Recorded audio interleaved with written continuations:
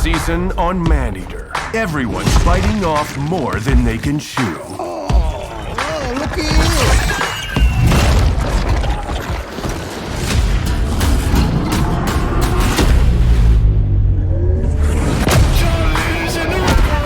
The depths will be discovered. The food chain will be disrupted. And the drama will get deadly.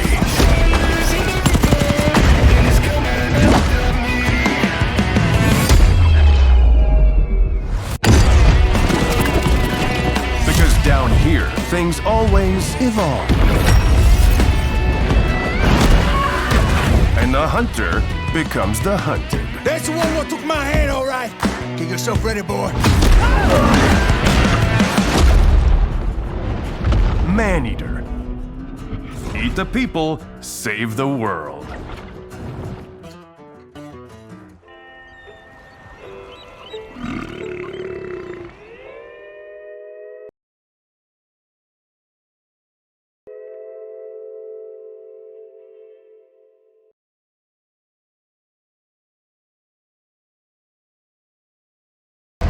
Humans kill 100 million sharks every year.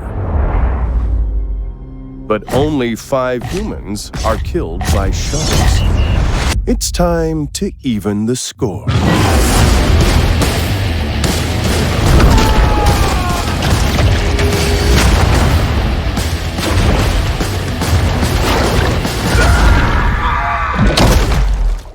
Eat. Explore. Evolve. Not everybody made to be a fisherman. It's shark versus man.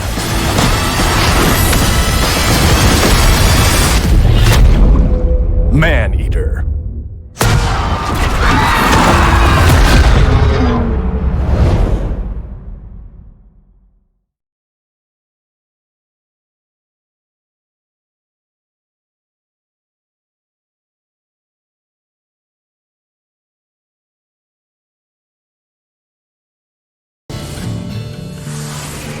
Yeah, so I've actually, I've had a thing for sharks since I was little. But in preparation for this job, I had to really take it seriously. I took a month to visit the Galapagos Islands with a professional shark wrangler who trained me extensively in the behavioral patterns of sharks. Really scared. Okay. My grandparents had a cottage in northern Ontario, and I would go swimming in lakes up there. And I would always think, like, when I was swimming, because the water's pretty murky, you can't really see much, I would imagine what it would look like to see just teeth coming out of that murkiness. The reason I picked a bull shark is because it does survive in fresh water. We think, like, oh, you can never have a shark in a lake, but with a bull shark, you literally could if somebody just transplanted it into the lake. So that's kind of terrifying.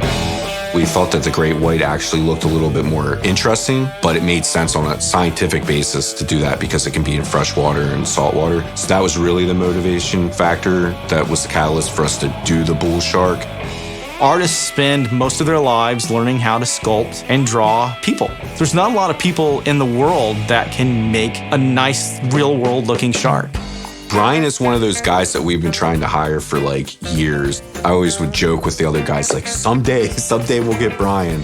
The interesting thing is we actually didn't know Brian was so obsessed with sharks. I think having a shark wedding cake, it gave me a little bit of like, okay, yeah, like we trust him, let him do his thing. When we were creating our shark, we wanted it to be a culmination of all of your favorite things about your favorite types of shark. So it was taking all these different things to make our player's shark its own. In the beginning of the game, we wanted the player to be able to experience what it's like to be a very powerful shark. You're able to experience that right out of the gate. But then you go back to being a baby shark. Eventually you get to a very big shark. Every time I show the shark, if the viewer's first reaction is, I want to play as that shark, it was a really nice gut check for the character team to where we could really focus on the player shark. You're the alpha shark. You train long and hard for this.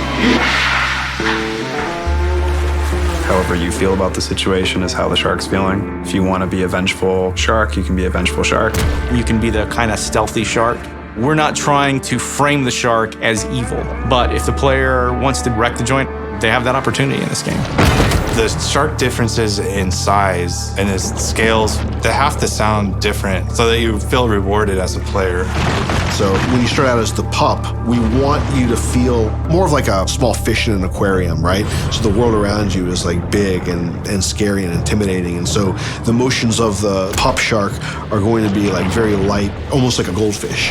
But then as you grow, we really want to sell that feeling of weight and terror and power. And so the motions become much more deliberate and slow and driving. In order to make it feel more engaging to the player to be a shark, there's going to be things like tail whip attack or being able to breach out of the water and grab things off of vehicles, grab people, destroy vehicles. There's kind of a ram or a dash that you can do to gain speed and then smash into things. Creating a player experience where you really feel the power. It's a power fantasy, right? When the player plays as our shark and they feel the weight of the jaws chomping on something, and when they grab something and they shake it and they see those things flailing around, if I can create that sense of weight and power and energy for the player, where there's a move that they just love to do over and over and over again, it never gets old. I really feel this is my life's calling. I mean, we pulled out all the stops. I mean, you really can't go half-assed on this sort of thing. And I just can't wait for you guys to see the shark. Oh, wait for it. You're gonna love it.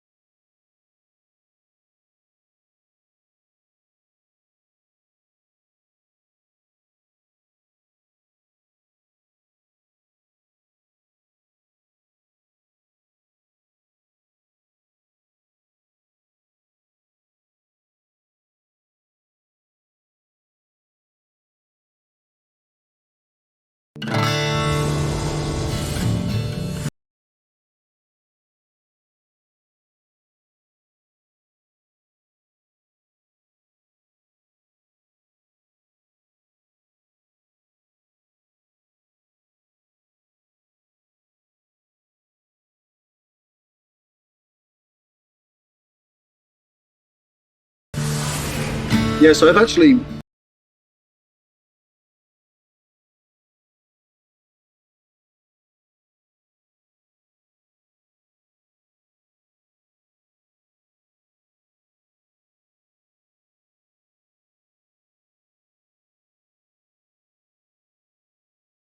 people's attention. So what do we build next? Me. I want all the power.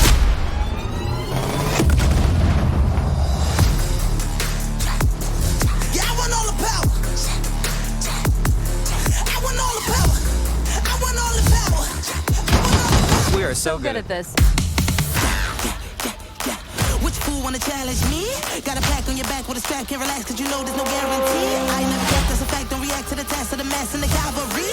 Stay correct as your majesty, savage, never kneel, never have defeat. Seriously, this is perfect. Dinner and a show, baby. Fall drop from the roof, is it?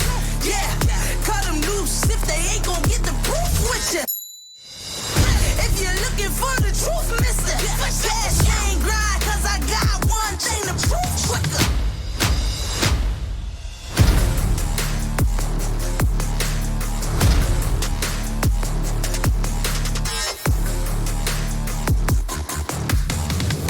To the dark side of the moon, high speed chase, make your heart stop from the zoom. I saw paper, bizarre vibes in the room, top floor brawl, that's a far drop from the room.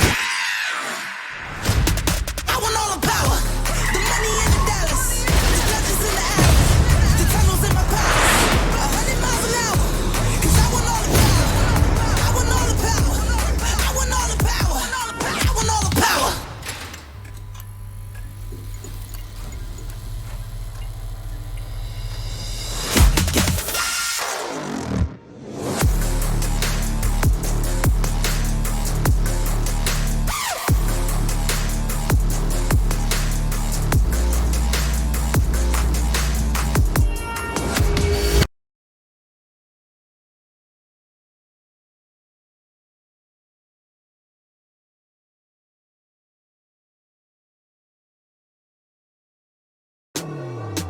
guys.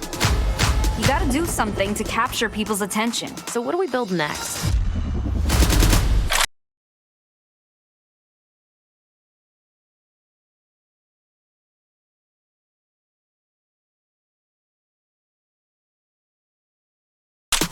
Me.